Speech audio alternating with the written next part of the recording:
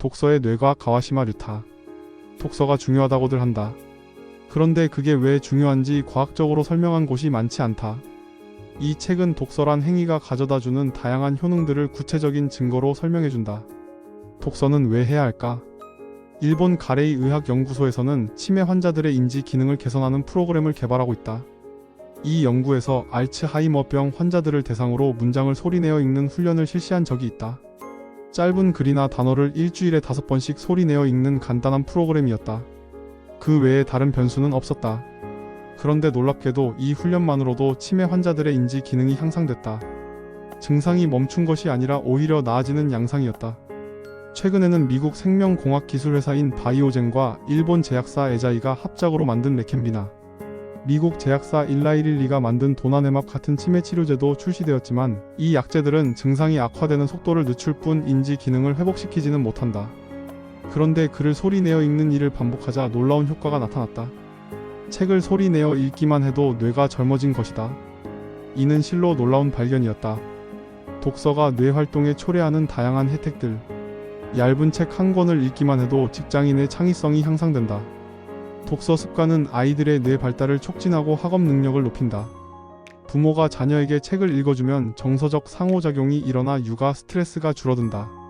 도호쿠 대학 가레이 의학연구소에서는 1990년대부터 자기공명 영상 장치를 사용하여 뇌의 활동량을 측정하는 실험을 진행해왔다. MRI는 자기장을 이용해서 인체 내부의 영상을 얻는 측정 방법으로 주로 뇌신경계, 척추질환, 골관절 질환, 근육 질환을 살필 목적으로 사용한다. 뇌를 연구할 때는 특히 뇌 혈류량 측정에 MRI를 사용한다. 뇌의 활성화된 부분은 더 많은 산소와 영양분을 필요로 하기 때문에 상대적으로 혈류량이 증가한다. 이것으로 뇌의 어떤 부분이 활성화되어 있는지 확인한다.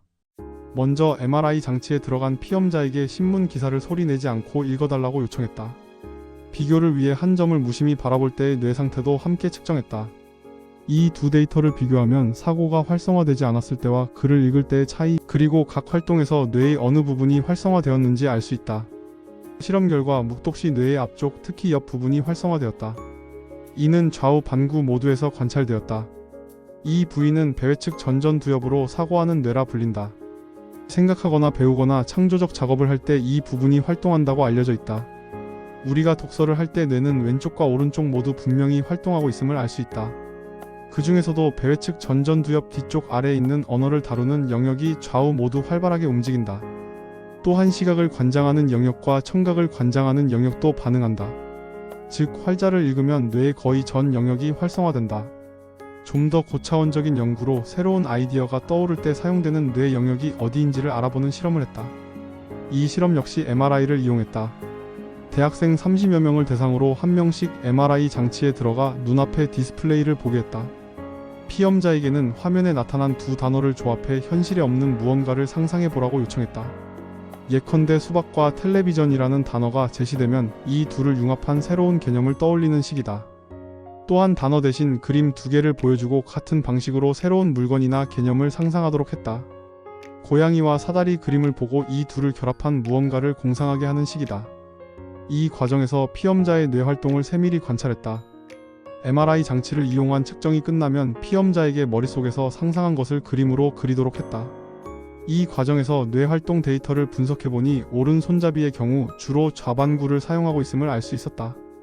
활동 영역을 더 자세히 들여다보면 문자로 상상하든 그림으로 상상하든 특정한 두 영역이 공통적으로 활성화되었다. 사고하는 뇌의 아래쪽은 언어를 담당하는 영역으로 이를 발견한 프랑스의 외과 의사 폴 브로카의 이름을 따서 브로카 영역이라고 불린다.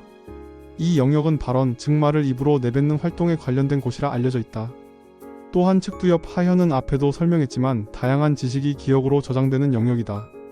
이 실험 결과를 보면 우리가 새로운 발상을 할 때 뇌는 기억 능력과 언어 능력을 사용하고 있음을 알 수 있다. 흔히 창의적 발상을 갑작스러운 영감이나 직관의 산물로 여기지만 실제로는 뇌에서 언어를 끊임없이 조작하며 새로운 개념을 만들어내는 과정인 셈이다. 더욱 흥미로운 점은 창의적 사고 중의 뇌 활동과 독서 중의 뇌 활동 사이에 상당한 유사성이 발견됐다는 것이다. 새로운 아이디어를 구상할 때 사용되는 뇌 영역이 책을 읽을 때도 활성화된다는 사실은 독서가 잠재적으로 창의력 향상에 기여할 수 있음을 암시한다. 의도적으로 책을 읽음으로써 뇌를 단련할 수 있을까? 묵독은 눈으로 문자를 보고 그 내용을 뇌의 기억을 저장고에 일시적으로 담으면서 의미를 이해하는 과정이다.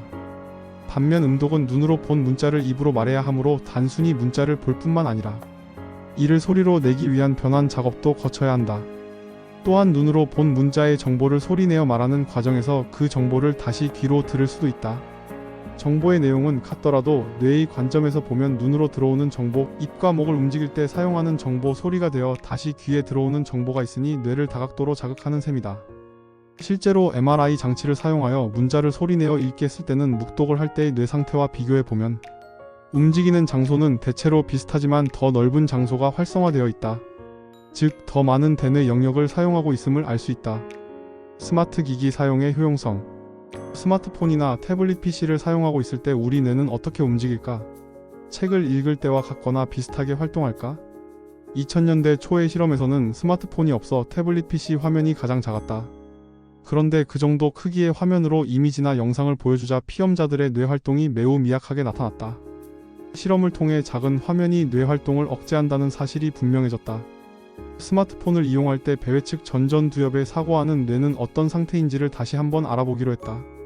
실험을 설계한 후 다양한 상황에서 스마트폰을 사용할 때 전전두엽의 활동을 알아보았다. 예상대로 뇌는 거의 활동하지 않았다. 특히 스마트폰으로 영상을 볼 때 배회측 전전두엽은 거의 활동하지 않았고, 심지어는 아무것도 하지 않고 멍하게 있을 때보다 활성도가 낮았다. 신기한 일이었다. 스마트폰을 사용해서 영상을 보면 정보 처리 작업을 거의 하지 않고 멍하니 있을 때보다도 뇌 활동이 떨어지는 것이다. 스마트폰 사용이 뇌 활동을 억제한다는 사실은 매우 흥미로운 결과였다. 뇌가 억제되는 현상은 스마트폰을 사용할 때 외에도 곳곳에서 나타났다. TV로 게임을 할 때가 대표적이다. TV로 게임을 할 때 뇌가 활성화하는 정도를 살펴보면 같은 현상을 빈번하게 관찰할 수 있었다. 또한 TV로 DVD 등 각종 영상을 볼 때도 동일하게 뇌 활동이 저하하는 현상이 나타났다. 더 눈여겨볼 사실은 학습과 관련된 콘텐츠라도 스마트폰이나 TV로 보여주면 배회측 전전두엽에 사고하는 뇌의 활동이 저하한다는 점이다. 사고하는 뇌의 활동이 높아질수록 학습 효과가 높아지므로 관건은 사고하는 뇌 활동을 얼마나 끌어올리느냐에 달려있다. 이 사실에 따르면 TV나 디지털 기기를 통한 학습은 사고하는 뇌의 활성도를 떨어뜨리므로 학습 효과를 기대하기 어렵다는 결론이 나온다. 이런 식으로 배회측 전전두엽에 사고하는 뇌가 활동이 저하되는 경우는 TV를 보거나 게임을 할 때 외에도 더 있다. 과거 산학협력 과정에서 진행했던 다양한 실험에서도 유사한 결과가 나왔다. 특히 마사지를 받을 때도 비슷한 현상이 나타났다. 마사지를 받으면 몸과 마음이 동시에 풀리며 기분이 좋아지는데 이때 사고하는 뇌의 활동 역시 둔화된다. 다만 마사지사가 지나치게 힘을 가해 약간의 통증을 느끼게 되면 이러한 현상이 사라진다는 점도 확인했다. 이 결론이 다소 의외로 느껴질 수 있다. 콘텐츠에 따라서는 영상을 보며 마음이 두근거리기도 하고 때로는 울고 웃느라 감정이 크게 요동치는 경우도 있기 때문이다.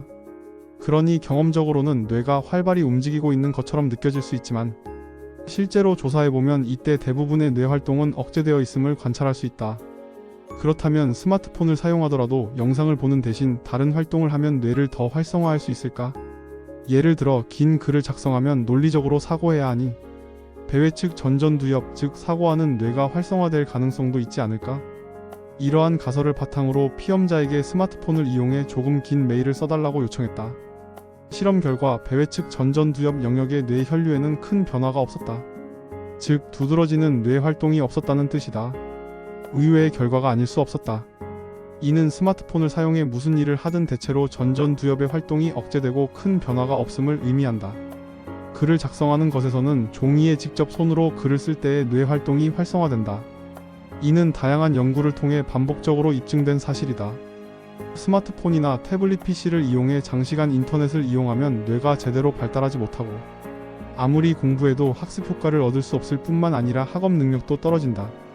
스마트폰과 태블릿 PC가 아이들의 학업 능력을 떨어뜨린다는 사실을 보여주는 학술 논문은 세계적으로도 많다. 우리 연구소의 연구나 조사 결과만이 아니다. 특히 스마트폰 사용 시간이 길수록 학교 성적이 떨어진다는 사실을 보여주는 논문은 셀 수 없을 만큼 많다. 단순히 스마트폰을 소지하고 있는 것만으로도 수업 중 주의력과 수업 내용에 대한 이해도가 극단적으로 저하한다는 논문도 적지 않다. 이렇게 학습에 도움이 되지 못하는 스마트 기기들을 꼭 고집해야 할까? 과연 일상생활에서 스마트폰이나 태블릿 PC가 얼마나 필요할까? 냉정하게 생각해보면 디지털 기기가 없어도 생활에 지장이 생기는 경우는 드물다. 외출 중에 연락이 필요하면 과거의 휴대전화처럼 전화 기능만 있는 기기를 사용하면 될 일이다. 직장이나 학교의 모임 연락을 메신저 앱으로 한다면 이전처럼 연락망을 만들거나 다른 수단을 생각해도 된다. 스마트 기기들을 꼭 사용해야 한다면 고전적인 학습 방법을 적절하게 융합하여 되도록 잘 사용해야 한다. 스마트폰이나 태블릿을 통해 학습자의 주체적인 참여 의욕을 높이고 그 이후 학습 효과가 높은 전통적인 교육을 실시하는 식으로 하는 방식이다. 정보기술의 시대이기에 더욱 과거 교육의 효과적인 측면과 장점을 다시금 평가하고 이를 잘 살려 새 시대의 교육 현장에 반영할 필요가 있다. 책을 읽으면 시공을 초월하여 저자가 내게 말을 걸어오며 이 과정에서 다양한 대화를 나눌 수 있다. 독서 중에 경험하는 이런 대화가 그 어떤 일보다도 즐겁다. 독서를 하는 이유는 사람마다 다를 것이다. 그럼에도 책을 통한 저자와의 대화는 결국 내 안에 있는 나 자신과의 대화로 이어진다. 이 과정이야말로 독서의 참맛이며 그러한 대화를 통해 정신적으로 성장한다는 점이 가장 큰 효능이다. 책에 적힌 글을 읽으면서 나라면 어땠을까? 나라면 어떻게 했을까? 여기에 나온 일은 내가 예전에 경험한 일과 비슷하네, 이렇게 생각할 수도 있구나 하고 생각하면서 조금씩 사고를 심화해 나갈 수 있다. 이러한 정신적인 작업은 독서 중에 가장 활발하게 이루어진다. 책 읽기는 단순히 쓰여있는 글을 읽는 수준을 넘어서서 독자가 저자와 대화를 나눌 수 있게 해주는 행위다. 자신의 감성을 있는 그대로 담아 저자와 대화하고 이를 계기로 자기 안의 사고를 무한히 확장할 수 있을 뿐만 아니라 새로운 개념을 배우고 형성할 수 있다. 단순히 저자와 대화하는 데서 그치지 않고 저자의 글을 계기로 자기 안의 사고의 폭을 넓힐 수 있는 것이다. 책 읽기는 사람의 복잡한 뇌와 심리로 인해 생기는 종합적인 힘을 높여주는 활동이다. 다시 말해 인간을 인간답게 하는 활동이다. 책을 읽지 않는다는 것은 인간다움을 버리는 길인지도 모른다. 스마트 기기로 집중력을 도둑맞은 지금 우리에게 가장 필요한 것은 책을 들고 읽는 것이 아닐까 싶다. 이 책은 막연하게 독서가 좋다고 생각하던 우리에게 명쾌하게 독서의 필요성에 대해 알려준다. 읽어보시길 권한다.